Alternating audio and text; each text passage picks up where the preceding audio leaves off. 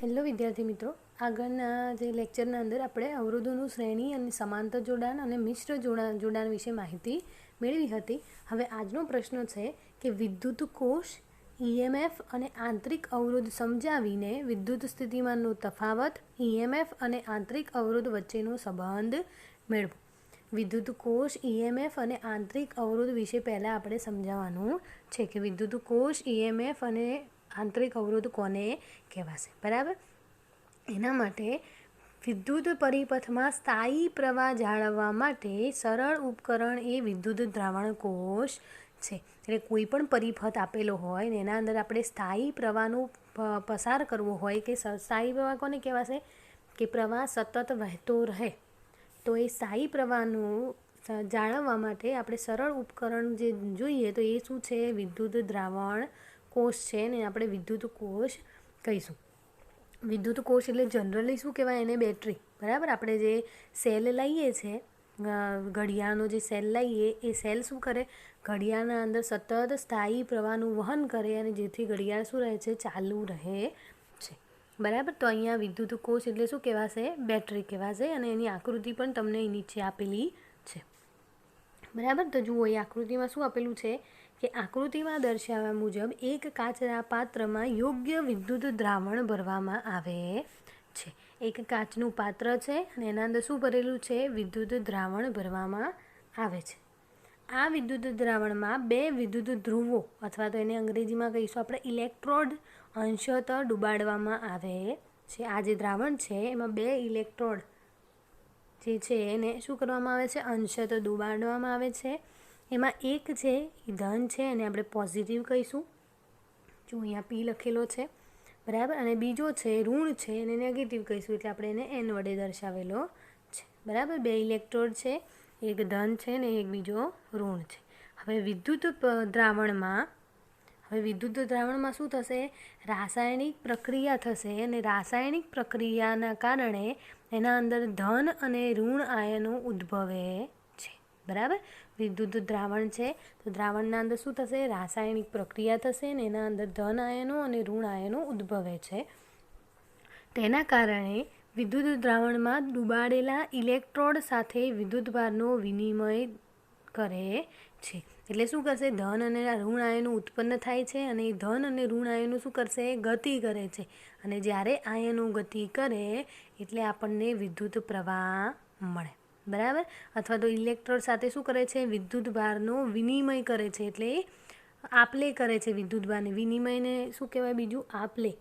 એટલે એ શું કરે છે? જે આ દ્રાવણ અહીંયા ભરેલું છે એ દ્રાવણના અંદર રાસાયણિક પ્રક્રિયા થાય છે, એના અંદર ધન અને ઋણ આયનો ઉત્પન્ન થાય છે અને એ આ જે ઇલેક્ટ્રોડ આપેલા છે ત્યાં આગળ ધન અને ઋણ આયનની શું કરે છે? આપલે કરે છે, વિનિમય કરે છે. બરાબર, હવે ધન ઇલેક્ટ્રોડ એ અને વિદ્યુત દ્રાવણની વચ્ચે વિદ્યુત સ્થિતિમાનનો તફાવત V+, જે 0 કરતાં કેવો છે?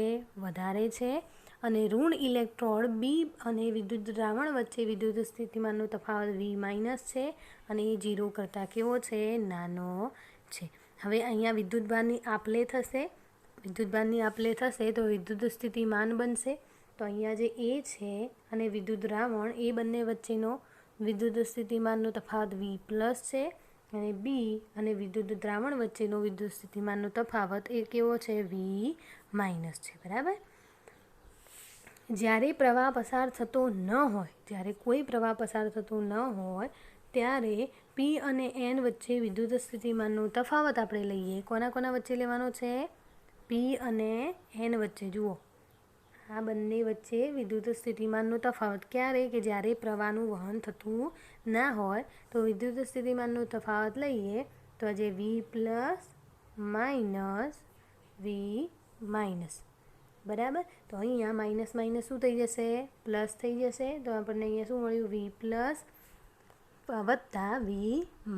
બરાબર, જ્યારે કોઈ પ્રવાહ વહેતો નહીં હોય ત્યારે વિદ્યુત સ્થિતિમાનનો તફાવત થશે. અહીંયા ઋણ કેમ લખ્યું? કારણ કે એ વિદ્યુત સ્થિતિમાન કેવો? ઋણ ઇલેક્ટ્રોડ પર છે એટલા માટે. બરાબર, તો અહીંયા આપણને ઋણ વિદ્યુત સ્થિતિમાન મળશે. માઇનસ માઇનસ પ્લસ થઈ જશે એટલે આપણને આ વિદ્યુત સ્થિતિમાન મળશે. ક્યારે? કે જ્યારે પ્રવાહ વહેતો ન હોય ત્યારે P અને N છે વચ્ચેનો વિદ્યુત સ્થિતિમાનનો તફાવત. બરાબર.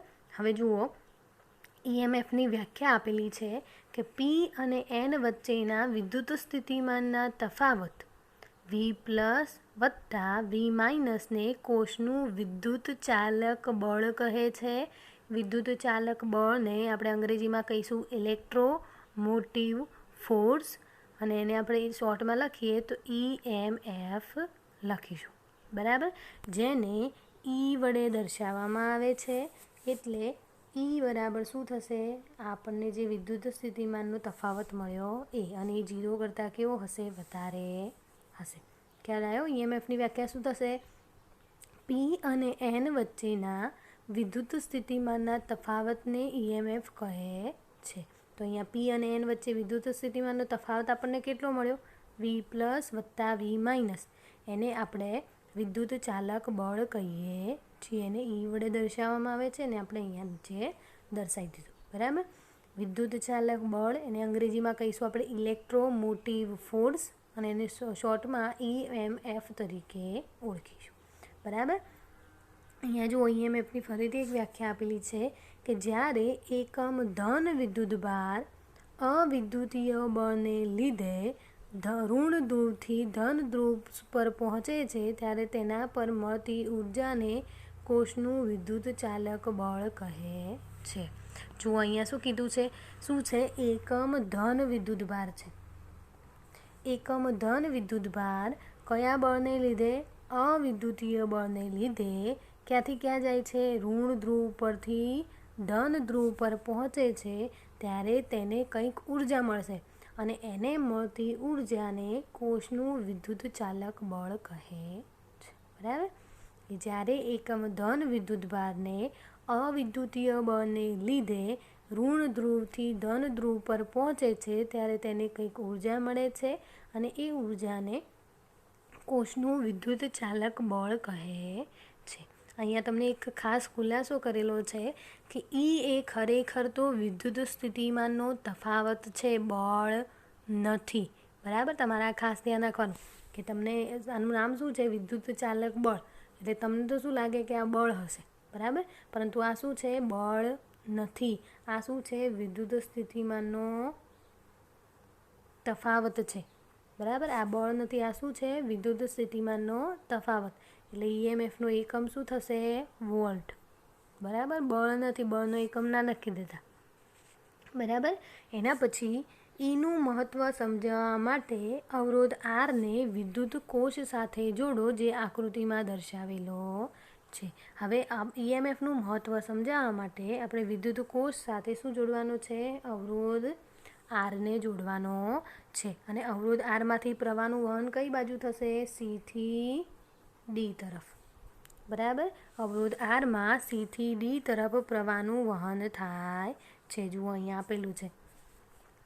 અવરોધ Rમાં વિદ્યુત પ્રવાહ I જેટલો C થી D તરફ વહે છે. એટલે અવરોધમાંથી પ્રવાહ જે છે એ I જેટલો C થી D તરફ વહે છે.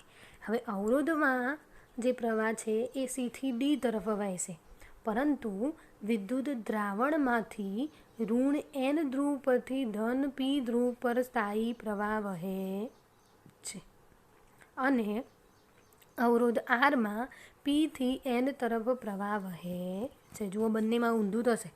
બરાબર.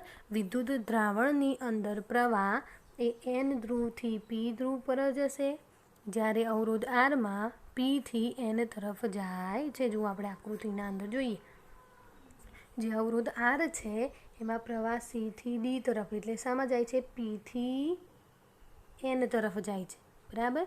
અને વિદ્યુત દ્રાવણની અંદરના ભાગમાં જે પ્રવાહ છે એ ક્યાં જાય છે? N થી P તરફ જાય છે. બરાબર. એટલે બંનેની દિશા કેવી થશે? ઊંધી થશે. વિદ્યુત દ્રાવણમાં જે છે એ ઋણ N ધ્રુવ પરથી P ધ્રુવ પર સ્થાયી પ્રવાહ વહે છે, જ્યારે અવરોધ Rમાં P થી N તરફ પ્રવાહ વહે છે. હવે વિદ્યુત દ્રાવણનો પરિમિત અવરોધ R છે, સ્મોલ r, જેને વિદ્યુત કોષનો આંતરિક અવરોધ કહે જે વિદ્યુત દ્રાવણ આપણે જે લીધું છે એનો કોઈ પરિમિત અવરોધ હશે, પોતાનો જે અવરોધ હોય ને એ હશે, તો એને આપણે એનો વિદ્યુત દ્રાવણનો આંતરિક અવરોધ કહીશું. કારણ કે બાહ્ય અવરોધ તો કયો રાખ્યો આપણે? અવરોધ R રાખ્યો, બરાબર. તો એ દ્રાવણના અંદર પોતાનો આંતરિક અવરોધ હશે તો એને આપણે સ્મોલ r કહીશું, અને જેને વિદ્યુત કોષનો આંતરિક અવરોધ કહે છે, બરાબર. તો અહીંયા જો અવરોધ R એ અનંત હોય, એટલે કે આપણે જે R અવરોધ લીધો છે એ કેવો હોય? અનંત હોય. અનંત હોય એનો મતલબ શું હશે? પરિપથ ખુલ્લો હોય. જો પરિપથ ખુલ્લો હશે એનો મતલબ કે અવરોધ R અનંત હશે, તો I બરાબર V/R ઓહમના નિયમ ઉપરથી અહીંયા આપણે મૂકી દીધું શું? અનંત. અને ભાગાકારમાં અનંત એટલે ઇન્ફિનિટી હોય તો એનું મૂલ્ય શું આવે? 0 થાય, બરાબર. તો આપણને પ્રવાહ I બરાબર શું મળે છે? 0. એનો મતલબ શું થયો? કે જ્યારે પરિપથ ખુલ્લો હશે ત્યારે આપણને પ્રવાહ મળશે નહીં. અને એ તો આપણને જનરલી પણ ખ્યાલ હોય કે પરિપથનો એક પણ છેડો ખુલ્લો હોય તો એના અંદરથી પ્રવાહનું વહન થાય નહીં, બરાબર. તો અહીંયા આપણે 3 જે પદ આપેલા હતા એ આપણે 3 રાશિઓ અહીંયા સમજવાની હતી. પહેલી વિદ્યુત કોષ, એટલે આપણે જે બેટરી સમજી લીધી, બરાબર, એની રચના પણ જોઈ લીધી. પછી બીજું EMF, તો ઇલેક્ટ્રોમોટિવ ફોર્સ પણ જોઈ લીધું. એમાં શું હતું એની વ્યાખ્યા? બે વિદ્યુત સ્થિતિમાનના તફાવતને આપણે ઇલેક્ટ્રોમોટિવ ફોર્સ કહીશું, EMF, બરાબર. અને એના પછી આંતરિક અવરોધ, તો આંતરિક અવરોધ કોને કહેવાશે? તો વિદ્યુત દ્રાવણનો જે પરિમિત અવરોધ છે એના અંદરનો દ્રાવણનો, તો એને આપણે આંતરિક અવરોધ સ્મોલ r કહીએ છીએ, બરાબર. હવે એના પછી આપણે એક સૂત્ર સાબિત કરવાનું કીધું છે, તો કે વિદ્યુત સ્થિતિમાનનો તફાવત, EMF અને આંતરિક અવરોધ વચ્ચે સંબંધ મેળવો. કે વિદ્યુત સ્થિતિમાનનો તફાવત, EMF અને આંતરિક અવરોધ વચ્ચેનો સંબંધ મેળવો, બરાબર. તો એના ઉપર આપણે જોઈએ. હવે આપણે વિદ્યુત સ્થિતિમાનનો તફાવત V લઈ લઈએ અને એને જુઓ, જ્યાં V જે છે એ શું છે? P અને N વચ્ચેનો વિદ્યુત સ્થિતિમાનનો તફાવત. તો આપણે બધા છેડાઓ આગળ વિદ્યુત સ્થિતિમાનનો તફાવત લઈ લઈએ, બરાબર. તો જુઓ, પહેલાં V બરાબર P થી A વચ્ચેનો, બરાબર. અહીંયા P થી A આવશે, એને નહીં આવે, ખાસ સુધારજો તમે, કે P થી A વચ્ચેનો વિદ્યુત સ્થિતિમાનનો તફાવત વત્તા A થી B વચ્ચેનો વિદ્યુત સ્થિતિમાનનો તફાવત વત્તા B થી N વચ્ચેનો વિદ્યુત સ્થિતિમાનનો તફાવત, બરાબર. તો જુઓ આપણે કઈ રીતે લખ્યું છે આના અંદર? P થી A વચ્ચેનો વિદ્યુત સ્થિતિમાનનો તફાવત એટલે અહીંયાથી આવશે, બરાબર. પછી A થી B વચ્ચે વિદ્યુત સ્થિતિમાનનો તફાવત એટલે અહીંયા, બરાબર. અને B થી N વચ્ચે વિદ્યુત સ્થિતિમાનનો તફાવત, બરાબર. ખ્યાલ આવ્યો?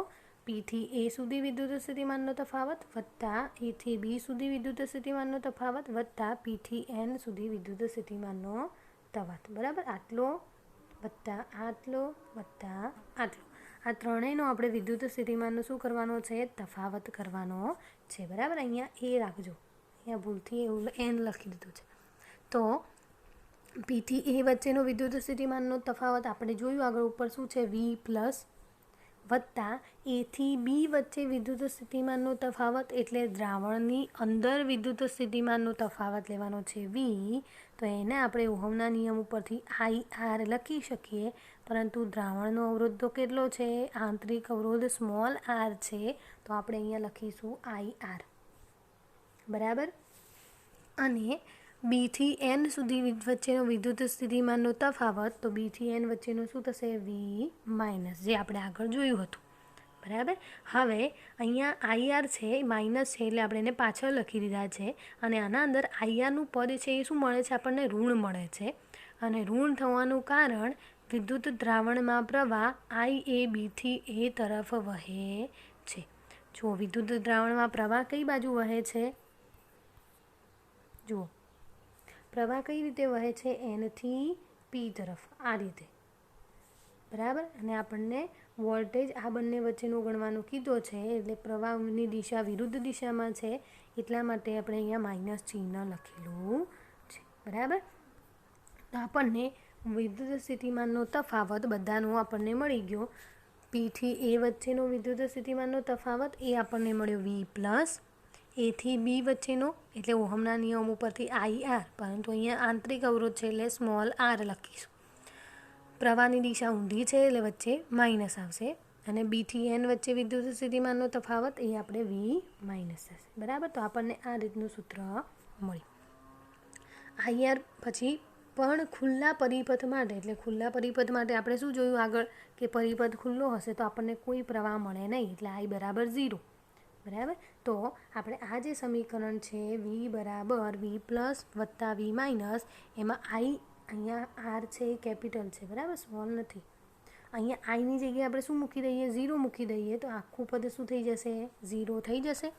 બરાબર, તો અહીંયા આપણને શું મળશે? ખાલી V બરાબર V પ્લસ વત્તા V માઇનસ, અને V પ્લસ વત્તા V માઇનસ બરાબર તો શું થાય? E. તો અહીંયા આની જગ્યાએ આપણે શું મૂકી દીધું? E. ખ્યાલ આવ્યો? બરાબર, ઓપન સર્કિટ હશે એટલે કે ખુલ્લો પરિપથ હશે ત્યારે I બરાબર આપણને શું મળશે? 0. 0 મળશે તો છેલ્લું પદ છે એ શું થઈ જશે? 0 થઈ જશે. અને V બરાબર આપણને મળશે V પ્લસ વત્તા V માઇનસ, અને V પ્લસ વત્તા V માઇનસ તો શું થાય? EMF E. તો એની જગ્યાએ આપણે શું મૂકી દીધું? એ મૂકી દીધા. બરાબર, આમ E એ ખુલ્લા પરિપથ માટે ધન અને ઋણ ઇલેક્ટ્રોડ વચ્ચેનો વિદ્યુત સ્થિતિમાનનો તફાવત છે. એ તો આપણને ખબર જ છે કે E એટલે શું થાય? ધન અને ઋણ ઇલેક્ટ્રોડ વચ્ચે વિદ્યુત સ્થિતિમાનનો તફાવત. હવે અહીંયા ખુલ્લો પરિપથ હતો એટલે ખુલ્લા પરિપથ માટે ધન અને ઋણ ઇલેક્ટ્રોન વચ્ચેનો વિદ્યુત સ્થિતિમાનનો તફાવત. બરાબર, પરંતુ જો પરિપથમાં અવરોધ R પરિમિત હોય, એટલે જુઓ પહેલાં આપણે શું કીધું હતું એના અંદર કે એ ખુલ્લો પરિપથ છે એટલે અવરોધ જોડેલો નહોતો, એટલે ખુલ્લો પરિપથ હતો તો આપણને I બરાબર 0 મળતો. પરંતુ હવે આપણે બીજી કન્ડિશન લેવાની છે કે જો પરિપથમાં અવરોધ R છે કેવો હોય? પરિમિત હોય, તો P અને N વચ્ચે વિદ્યુત સ્થિતિમાનનો તફાવત આપણે જણાવ્યું ઉપર જે સૂત્ર મેળવ્યું અહીંયા એ સૂત્ર પ્રમાણે જ આપણને મળશે. પરંતુ V પ્લસ વત્તા V માઇનસ બરાબર તો શું થાય? E. તો અહીંયા આપણે E મૂકી દીધું. ખ્યાલ આવ્યો? બરાબર, અહીંયા આપણે સૂત્ર જે મેળવ્યું છે એના અંદર બે કન્ડિશનો લીધી. કઈ? એક ખુલ્લા પરિપથ માટે તો આપણને સૂત્ર આ મળ્યું વિદ્યુત સ્થિતિમાનનો તફાવત માટે, અને જ્યારે R પરિમિત હોય ત્યારે આપણને એનું મૂલ્ય આ પ્રમાણે મળે.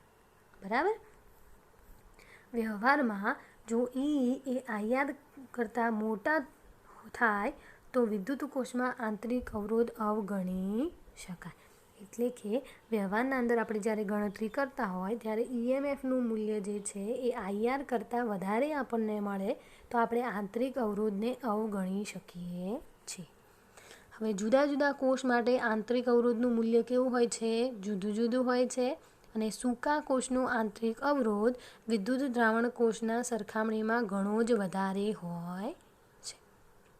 એટલે કે જે સૂકો કોષ હોય, જેમ કે અહીંયા આપણે વિદ્યુત દ્રાવણ કોષ લીધો, એવી રીતે જે સૂકો કોષ હોય તેનો આંતરિક અવરોધ એ વિદ્યુત દ્રાવણ કોષની સરખામણીમાં કેવો હોય છે? ખૂબ જ વધારે હોય છે. તો જો આના અંદર આપણને શું સૂત્ર સાબિત કરવાનું કીધું હતું? વિદ્યુત સ્થિતિમાનનો તફાવત V, EMF E અને આંતરિક અવરોધ R વચ્ચે સંબંધ દર્શાવતું સૂત્ર સાબિત કરવાનું કીધું હતું. તો એ સૂત્ર આપણને અહીંયા મળી ગયું. જુઓ, બરાબર, તો આપણને એનું સૂત્ર મળી ગયું, પરંતુ અહીંયા હજી પણ થોડી એક આગળ પ્રવાહનું એનું સૂત્ર મેળવેલું છે તો આપણે અહીંયા જોઈ લઈએ. બરાબર, તો જુઓ, અવરોધ R માંથી I પ્રવાહ વહેતો હોય તો તેના બે છેડા વચ્ચે વિદ્યુત સ્થિતિમાનનો તફાવત એ આપણને ઓહમના નિયમ ઉપરથી V = IR મળે. બરાબર, હવે આજે ઉપરનું આપણે જે સમીકરણ મેળવ્યું છે એના અંદર V = શું મૂકી દઈએ? IR. તો Vની જગ્યાએ આપણે અહીંયા શું મૂક્યું? IR બરાબર E માઇનસ IR. હવે આપણે અહીંયા શું કરવાનું છે? Iને કરતા બનાવવાના છે. તો Iને કરતા કઈ રીતે બનાવીશું? તો પહેલાં I વાળા પદો છે એને એક બાજુ લઈ જવા પડે. બરાબર, તો આપણે શું કરીશું? આ જે માઇનસ વાળું IR વાળું પદ છે એને આપણે બરાબરની આ બાજુ લઈ દઈએ. ચલો જુઓ, IR માઇનસનું શું થઈ જશે? અહીંયા આ બાજુ આવશે તો પ્લસ IR બરાબર E. બરાબર, I વાળા પદો એક બાજુ કરવા પડે તો આપણે માઇનસ IR છે તો બરાબરની આ બાજુ લઈ દીધું તો શું થઈ ગયું? Plus IR. હવે આમાંથી આઈ સામાન્ય કાઢો, અહીંયા શું વધ્યું આર વત્તા આર બરાબર ઈ. હવે આઈને કરતા બનાવો તો આ જે એના ગુણાકારમાં જે પદ છે એ અહીંયા ભાગાકારમાં આવશે. તો આઈ બરાબર ઈ ભાગ્યા આર વત્તા આર. બરાબર. તો આપણને શાનું સૂત્ર મળ્યું? પ્રવાહનું સૂત્ર, કે અવરોધ આઈમાંથી કેટલો પ્રવાહ વહે છે. બરાબર. હવે જો અવરોધ આર બરાબર 0 હોય, અવરોધ આરનું મૂલ્ય શું હોય? 0 હોય, તો વિદ્યુત કોષમાંથી મહત્તમ પ્રવાહ ખેંચાય. બરાબર. તમે આ તો જનરલી ખ્યાલ આવશે તમને કે અવરોધ છે એ શું કામ કરે? અવરોધ છે એ પ્રવાહનું નિયમન કરે, અથવા તો એ પ્રવાહ શું થઈ જશે? અવરોધ પાસે પ્રવાહ થોડો વેડફાય છે. બરાબર. એટલે આપણને થોડો ઓછો પ્રવાહ મળે છે. પરંતુ જો આપણે અવરોધ રાખીએ જ નહીં તો આપણને સંપૂર્ણ પૂરો એટલે મહત્તમ પ્રવાહ મળે છે. તો આપણે અહીંયા ઉપર આઈનું સૂત્ર છે એમાં કેપિટલ આર બરાબર 0 મૂકી દઈએ તો આપણને આઈ મેક્ઝિમમ મળશે, એટલે મહત્તમ પ્રવાહ મળશે, બરાબર ઈ ભાગ્યા સ્મોલ આર. બરાબર. હા, થઈ ગયું. આપણે જુઓ વિદ્યુત કોષના આકૃતિને રચના જોઈ, એના ઉપરથી આપણે EMF સાબિત કર્યું, પછી આંતરિક અવરોધ સાબિત કર્યો, એના પછી આપણે વિદ્યુત સ્થિતિમાન Vનું વોલ્ટેજનું સૂત્ર મૂકી V, E અને R વચ્ચે સંબંધ દર્શાવતું સૂત્ર મેળવ્યું. એના પછી આપણે વિદ્યુત પ્રવાહ આઈનું સૂત્ર મેળવ્યું. બરાબર.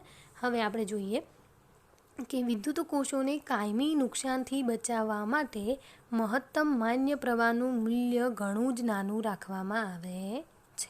એટલે નુકસાનથી બચાવવા માટે આપણે પ્રવાહનું મૂલ્ય કેવું રાખવામાં આવે છે? નાનું રાખવામાં આવે છે. હવે અહીંયા કેટલાક મુદ્દાઓ આપેલા છે કે કોષ વપરાશમાં ન હોય ત્યારે, એટલે કે જ્યારે વિદ્યુત કોષ જે બેટરી છે એનો આપણે ઉપયોગમાં ન કરતા હોય ત્યારે V બરાબર શું થશે? E. બરાબર. એના પછી ઓપન સર્કિટ કન્ડિશન હોય ત્યારે, ઓપન સર્કિટ એટલે જે પરિપથ છે એ કેવો હશે? ખુલ્લો હશે. ત્યારે પણ V બરાબર શું થશે? E. બરાબર. કોષ જ્યારે ડિસ્ચાર્જ થતો હોય એટલે વપરાતો હોય જ્યારે, ત્યારે શું થશે? Vનું મૂલ્ય E કરતાં ઓછું થશે અને આપણને સૂત્ર V = E - IR પ્રમાણે મળશે. હવે જ્યારે કોષનું ચાર્જિંગ થતું હોય ત્યારે કોષનું ચાર્જિંગ કરીશું તો Vનું મૂલ્ય E કરતાં કેવું હશે? વધારે. તો આપણે અહીંયા સૂત્રના અંદર વચ્ચે શું આવશે? પ્લસ આવે છે. બરાબર. ખ્યાલ આવી ગયો? તો અહીંયા પહેલાં આપણે બધાની માહિતી મેળવી, વિદ્યુત કોષ એની આપણે આકૃતિ જોઈ. જુઓ અહીંયા વિદ્યુત કોષનો સંકેત પણ તમને આપેલો છે કે તમારે એને આ રીતે ના દર્શાવો અને એનો સંકેત રૂપે દર્શાવો તો તમે એને આ રીતે દર્શાવી શકો.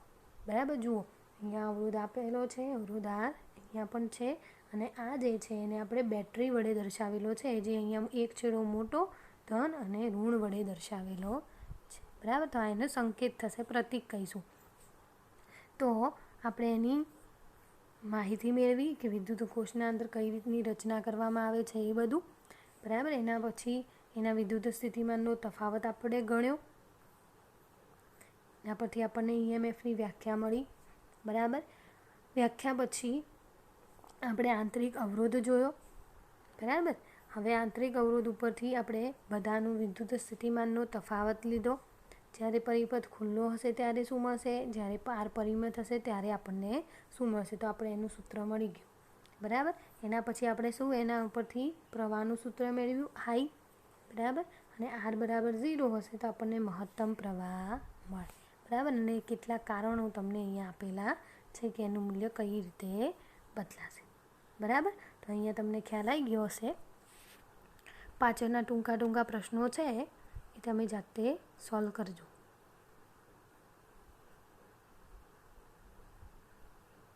બરાબર. ચલો વિદ્યાર્થી મિત્રો, આપણે આટલા સુધી રાખીએ.